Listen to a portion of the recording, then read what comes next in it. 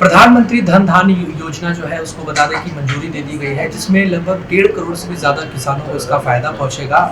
हमारे साथ खास बातचीत करने के लिए समाजवादी पार्टी के कौशाम्बी से सांसद हैं पुष्पेंद्र सरोज। जिस तरीके से सर संसद का सत्र भी शुरू होने जा रहा है, उससे पहले केंद्र सरकार ने बड़ा फैसला जो लिया है किसानों को लेकर, आप इसको कैसे देखते हैं? क्या लगता है वाकई में जो उनका प्रोजेक्ट है कि 100 जिलों में इसको पहुँचाएंगे, किसानों को लाभ होगा 1.5 से 2 करोड़, आपको लग रहा है कि ये सारी चीज़ें बेहतर हो पाएंगी किसानों के लिए? देखिए, ये फैसला अभी लिया गया है और इसमें सारी बातें जो अभी हो रही हैं होगा में एक फ्यूचर की बात हो रही है कि ये होगा, वो होगा, आगे बढ़कर ये होगा।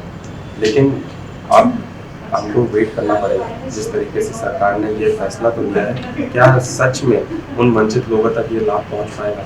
क्या सच में भ्रष्टाचार नहीं होगा? क्या सच में वसूली तो नहीं होगी इस योजना के नाम पर? तो जिस तरीके से किसान त्रस्त है आज इस सरकार से, आए दिन हर लेवल पे वसूली हो रही है। आप यूरिया का प्राइस देख लीजिए, एक बहुत बड़ा मुद्दा है इस बार संसद भवन में ये।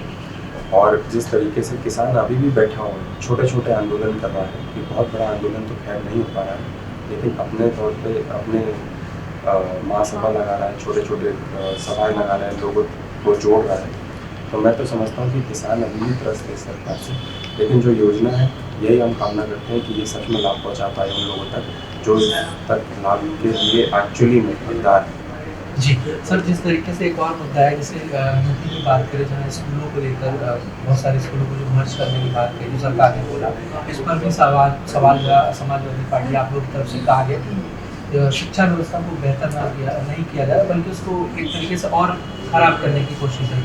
इसको फिर इस फैसले को आप कैसे देखते हैं जो ये फैसला लिया गया? देखिए, पूरी समाजवादी पार्टी इस फैसले को रिजेक्ट करती है। भविष्य के साथ खिलवाड़ किया जा रहा है, खुलेआम खिलवाड़ किया जा रहा है और जिस तरीके से एजुकेशन को लेकर के बच्चों के साथ खिलवाड़ किया जा रहा है, भारतीय जनता पार्टी को इसका खामियाजा भुगतना पड़ेगा। आप देखिए, स्कूल मर्जर का मामला सिर्फ एजुकेशन से रिलेटेड नहीं है, लोगों के रोजगार से रिलेटेड है, दिनचर्या से रिलेटेड है। आज अगर स्कूल मर्ज होते हैं तो फिर बच्चे स्कूल नहीं जाएंगे। जब बच्चे अपने घर के बगल वाले स्कूल के लिए टीचर्स को खुद जाकर के बच्चों को उठा लाना पड़ता था, तो 3-3, 4-4, 5-5 किलोमीटर कैसे चलते जाएंगे बच्चे स्कूल? उनके लिए कोई साधन नहीं है। 3-4 मैं इसलिए कहता हूँ, इसमें बच्चों के लिए भी बहुत बड़ी प्रॉब्लम है, साथ ही साथ टीचर्स के लिए भी। उनकी रोजगार का क्या होगा, उनकी नौकरी का क्या होगा, कौन से टीचर किस आधार पर निकाले जाएंगे? क्या वो जाति के आधार पर निकाले जाएंगे, धर्म के आधार पर निकाले जाएंगे? जो सरकार का फेवर करेगा वो टीचर रहेंगे। ये भी एक बहुत बड़ी साजिश है जो उनको वहाँ पर लोकल लेवल पर पता चले। तीसरा, वहाँ पे जो सफाई कर्मी, आंगनबाड़ी हैं, जो रसोइया हैं, ये लोग जो काम करते हैं, संविदा में काम करते हैं, इनकी भी नौकरी चली जाएगी।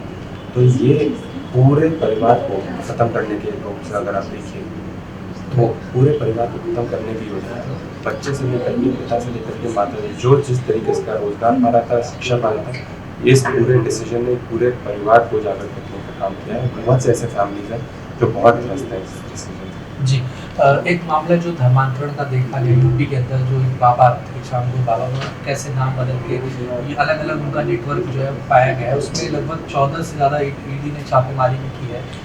ये जो भी हुआ है, इस पूरे मामले को लेकर जो सरकार कार्रवाई कर रही है, जो एजेंसी कार्रवाई कर रही है, आप इसको कैसे देखते हैं?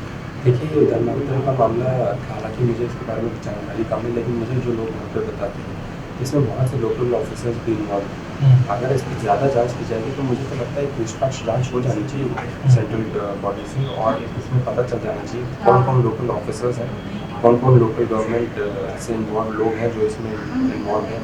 और अगर ये छापेमारी आज हो रही है तो पहले की सरकार सो रही थी जब उनके नाक के नीचे हो रहा था। आज इतना समय जब बीत गया, आज जाके छापेमारी हो रही है, तो अच्छी बात है, छापेमारी हो रही है। अब लोगों को ढूंढना चाहिए और उन लोगों को भी ढूंढना चाहिए जो सरकारी लोग हैं जो इसमें इन्वॉल्व है, खास करके ऑफिसर जो बहुत बड़े पैमाने में अगर जांच हो जाए तो इस पर उजागर होने चाहिए। जी, जिस तरीके से ये पता चला कि जो वो लोकल लेवल पे उनकी बहुत अच्छी पकड़ थी, पुलिस लेवल पे, अधिकारी लेवल पे, और इस वजह से वो इस काम को आगे बढ़ा रहे हैं, तो आपको लगता है कि अगर जब जांच होगी तो उसमें बड़े बड़े लोग, अधिकारी या जो पुलिस के लोग हैं या और भी लोग का इसमें नाम आ सकता है?